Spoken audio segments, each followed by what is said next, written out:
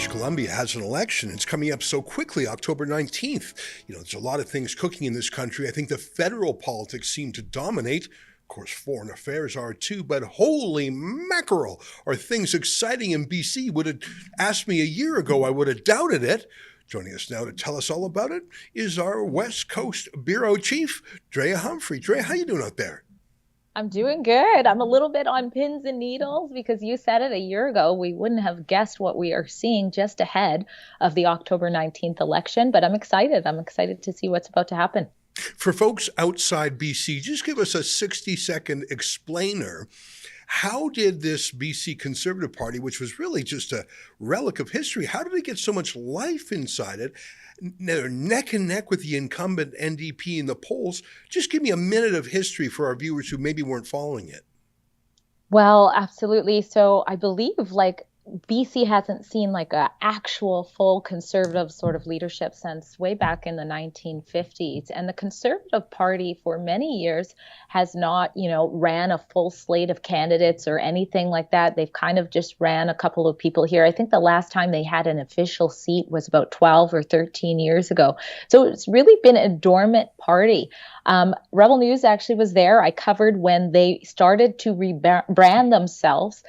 They had some sort of new leadership back in 2022. And I was there with my boots on the ground when they started to actually run, serious candidates. They were trying in 2022 in by-elections.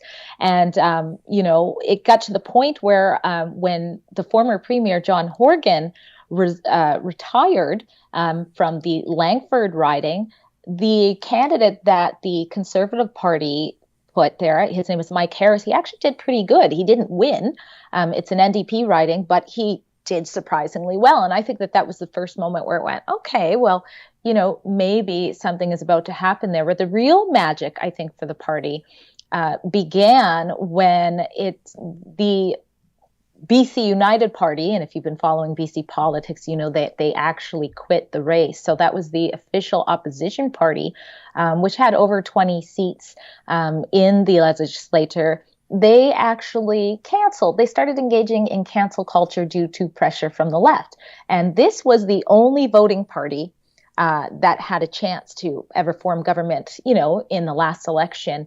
If you were a conservative, that was supposed to be the home for you. And it was a coalition party where, it might have some liberals and things like that too. So for them to start engaging in cancel culture against things like freedom of speech, we saw that when they booted documentarian Aaron Gunn, who's actually running federally now in Powell River. He'll be one of their candidates for the federal election.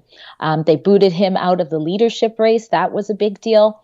And then they booted now Conservative Party BC leader John Rustad. Boy, was this a mistake. Kevin Falcon, leader of BC United, booted him out of their party on his birthday because he refused to apologize for retweeting a tweet from former co-founder of Greenpeace. He retweeted his tweet that didn't align with climate alarmism and got the boot. And eventually, the momentum started picking. They picked up John Rustad. He became the leader. People started crossing the floor and they went to the grassroots.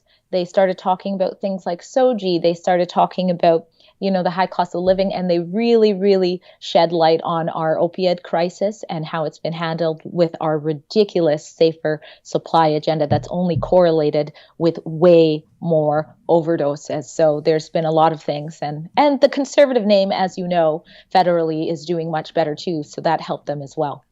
Isn't that crazy? I think I know the Greenpeace leader you're referring to, Patrick Moore, one of the founders of Greenpeace, who's actually a scientist, and he's a little bit skeptical about the Greenpeace political agenda. Retweeting him is not a radical act. It's sort of a common sense act.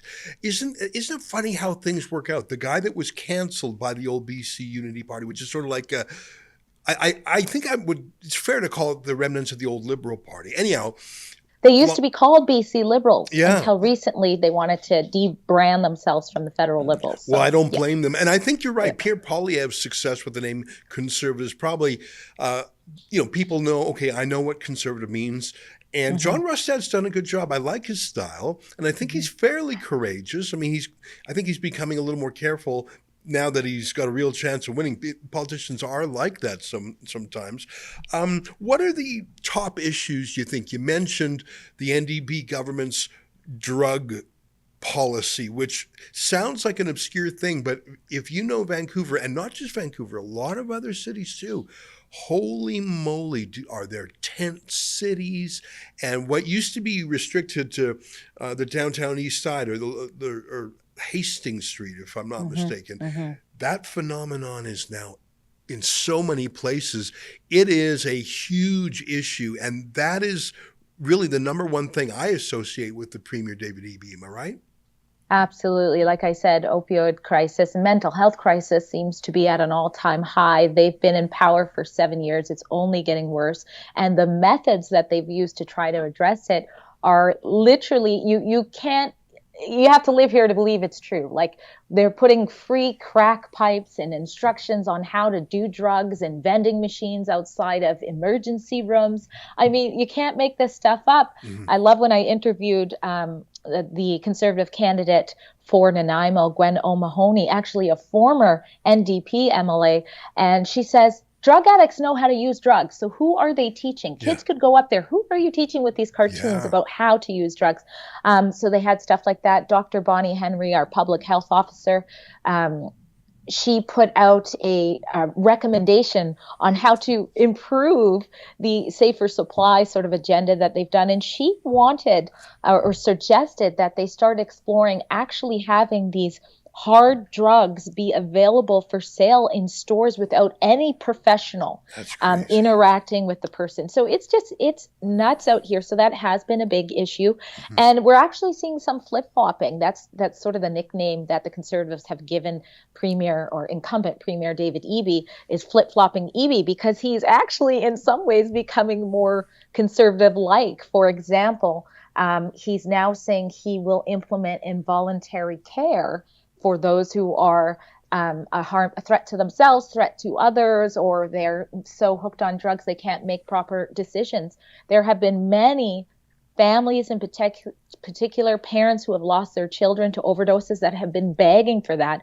That is something the Conservatives said they were going to do. Now you see Eby saying they're going to do it shortly after a 13-year-old girl, Brianna McDonald, overdosed and died in an Abbotsford homeless encampment. Her parents had tried to get her the help, and boy, would they have loved to have been able to get her help involuntarily. So we're seeing shifts on things like that. And we're also seeing a shift on Eby, of all people, shifting on his stance with the carbon tax. Wow, I was going to ask you about that.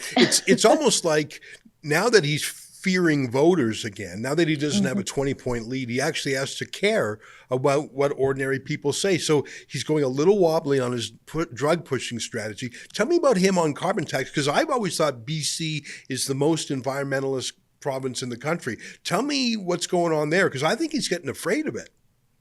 Absolutely. This is it. It's looking like fear. So if you recall, Conservative Party leader Pierre Poilievre, federal, went around on that campaign to axe the tax. He was trying to have Trudeau's hike be stopped, and he invited all of the premiers to join in, and most of them did join in. Do you think our premier did? No. He made it very clear his position by not joining all the other premiers. And in fact, he actually mocked Pierre Poilievre. He said something along the lines with a smug smile on his face, "I don't live in the Poilievre bologna factory." And sounds delicious. Yeah, I know. Well, and then Poilievre hit back and saying, "Well, your citizens can't even afford bologna right now." Yeah. But my point is, he actually stuck his neck out and mocked Poilievre. And now we see, of course, the BC Conservatives are saying, we will cancel our own carbon tax because we were the first to implement it, and we have our own. And now Eby's saying he's going to go ahead and cancel that all of a sudden. Wow. I tell you, I'm so glad you're giving us this briefing, because sometimes we get so wrapped up about other parts of Canada and sometimes BC. And I know BC feels a million miles away from Ottawa and the masters of the universe, but there's a real awakening going on, it sounds like. And everyone in Canada should pay attention to it. I know there's other things cooking in the country, but I'm delighted to hear your reports. I also saw something just a couple of hours ago. This is a statement that John Rustad, the leader of the Conservative Party, put out, and I'm just going to read a little bit of it straight from my phone. John Rustad denounces celebrations of terrorist acts, calls for strong action against those glorifying genocidal groups. And there's a group in Vancouver called Samidoun, Yes. which is labeled as an official terrorist group in other countries, but it acts with impunity in Canada. Let me just read the very last sentence in his release. He condemns the hateful marches, but here's what he says. He says, Rustad condemned those who were taken to the streets to glorify groups responsible for horrific acts of terrorism, calling for strong and immediate action. And here's what he said, especially for non-citizens who participate in such acts of hatred. As in, he's saying, if you are not a citizen, if you are here as a guest, and if you, instead of being a guest worker or a guest student, if you think you're here to whip up anti-Semitism, go home. And I see a CBC reporter wrote back, provincial leaders have no influence on someone's legal status in Canada, so I'm confused as to what he's going to do. That's what Katie DeRose of the CBC says. Well, let me tell you, provincial prosecutors prosecute the vast majority of crimes, so the provinces do have a say. But here's John Rustad replied directly to that CBC reporter and said, I'm going to demand that our federal government revoke the visas of people who promote terrorist organizations. And that just feels so eminently reasonable. I know a lot of people in BC are new immigrants, particularly the Chinese community, the South Asian community. There's a lot of immigrants in Vancouver, but 99% of them, I bet, would support what John Rustad is saying here. Those folks came to Canada for a better place, not to bring that terrorist hate here. That is something new and atrocious. I'm thrilled with this announcement by Rustad. Absolutely. Yeah, I saw that today as well, and I was looking at it. And he actually has taken quite a stand speaking out against anti-Semitism. So have some of his candidates. In the contrast, you might have noticed that not too long ago, MLA Selena Robinson actually left his party, the NDP, or she said, I'm not going to continue. She went on to be an independent because she says there's so much anti-Semitism happening against Jews inside of the NDP party. So there is a real difference there. But you're absolutely right, the condoning that's happening. And I'm glad that you brought up Samidoun, because they are the ones that are really behind most of the protests that are happening here. And maybe I can throw to a video you guys can show your viewers, because this actually, I'm going to mention it in an upcoming report I'm working on, but this is quite shocking. This is Charlotte Cates. She's an international coordinator for Samidoun. So she's been involved in many of the protests. And this is her recently celebrating the sort of the 1-year anniversary of October 7th in Madrid. So we see the fascist newspaper saying we are here to celebrate the 7th of October. Well, yes, we are here to celebrate the 7th of October. Well, thank you for sharing that clip with us. You know, Stephen Harper actually passed a law making it against the law to glorify a terrorist group. The Liberals repealed that right away, and you can see why. They love these radical groups. In fact, it's sort of shocking to me how many times the Liberals choose the terrorist side, whether it's funding the UN Relief Works Agency, which is basically a middleman to give cash to Hamas, or appointing Burju Datani to the head of the Human Rights Commission, who wrote a paper on how terrorism works. I mean, the Liberals should be given no benefit of the doubt. I truly believe they're on the wrong side of this civilizational battle. Well, I'm really excited. And is the debate coming? When's the debate coming up? Have they had it yet? Well, I don't know when this is going to air, but it's Tuesday, tomorrow, as we're filming. And Sheila Gunn-Reid is going to join me in hosting a debate. So you guys can all tune in. I think we're starting about an hour before.